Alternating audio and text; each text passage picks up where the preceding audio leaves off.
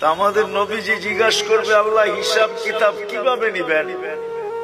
আল্লাহ বলে, সবারটা যেরকম নিব এরকমই নিব। আমাদের নবীজি বলবে, যদি সবার সামনে আমার উম্মতের হিসাব কিতাব নেন, তাইলে তো আমি তো লজ্জিত হয়ে যাব, কেননা আমার উম্মত তো দুনিয়াতে গুনাহ করছে, আমি তো লজ্জায় পড়ে যাব। আল্লাহ জিজ্ঞাসা করবে, তাইলে কিভাবে নিব?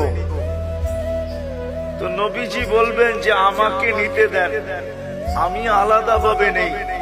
আল্লাহ প্রশ্ন করবে, আপনাকে যদি নিতে দেই, আপনিও তো আপনার উম্মতের গুনাহগুলা দেখবেন, তখনও তো আপনার চেহারাটা লজ্জায় ছোট হয়ে যাবে যে তোমরা আমার উম্মত হয়ে এই গুনাহ করলা, তো করলা কি করে, ঠিক না?